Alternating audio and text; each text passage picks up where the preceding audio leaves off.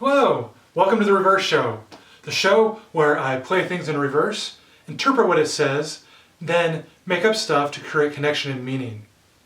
Wash, serve ear, reverse show. So in this episode, we're going to explore the phrase I love you. So when I play this in reverse, I ended up discovering 4 different interpretations.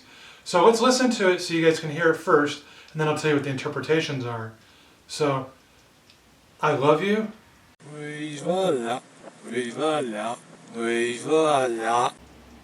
So when I first played this backwards, I heard the phrase weave Allah, like weave and then ah and then la. But since I've listened to it numerous times, and I say it slightly different each different time, sometimes I come up with different meanings. And so I came up with 4 different meanings. So the 4 different interpretations I came up with are as follows. Number 1, we fall ya. Number 2, we've a lot. Number 3, we've all ya. And number 4, we've Allah. So let's listen to those in reverse, and then you guys can hear that they actually do play I love you in reverse. So, we fall ya, I love you. We've a lot, I love you. We've all ya, I love you.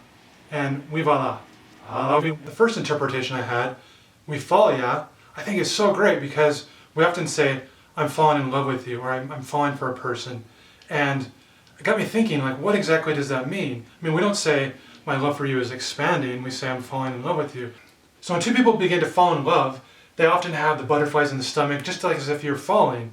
And as they do that, they open themselves up to vulnerability. Because if someone pulls out, one of the partners pulls out, there's that sudden stop of the emotions, there's that withdrawal, and it's scary, but it's important to realize this is an important step in falling in love because the vulnerability is there. It's needed in order to move forward. Both partners must be vulnerable, they must trust each other, that trust must be there.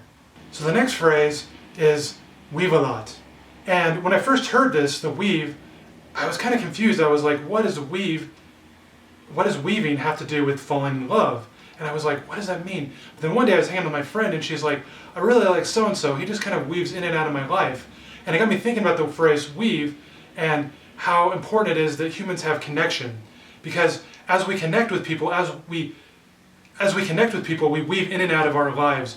And so the more you connect with someone, the more you weave into your life, and you create a tapestry of sorts with each individual person. And it's not just with relationships, it's with everyone, it's everything. You weave a lot, you go in and out, you do things for people, for the earth, for yourself. You weave connections, and thus weave a lot. So the third one that I found, weave all ya, is really important because as you fall in love with someone, as you build a relationship, you weave everything with that person. You not only like them for their good things, but also you accept them for their weaknesses. You love them so much that it's okay that they have their weaknesses, and you weave everything with that person. And you can look at it with a relationship, and also you can look at it with just weave everything, everyone.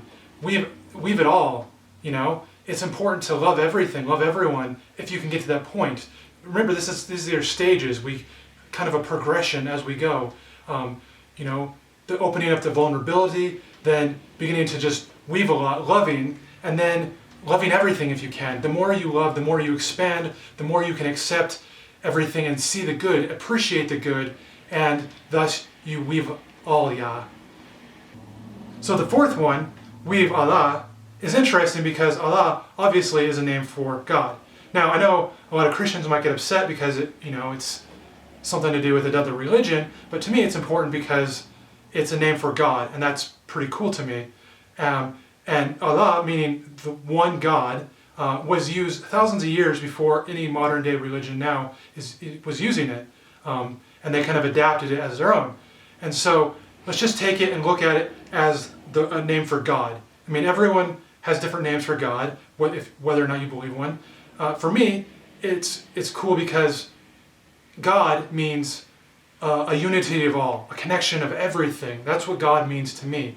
And so when the phrase says weave Allah, it kind of goes along with weave all ya, It's weaving everything, it's loving everything, connecting with everything, building a tapestry a tapestry of life.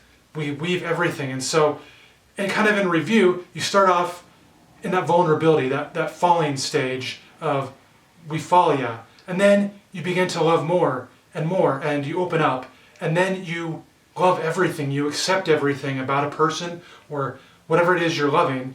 You accept it all, and you just look for the good, and you do that. And then once you can master that, and you love everything, then you enter a state of unconditional love, and the Allah stage, the God stage, where you love everything and you become one with God.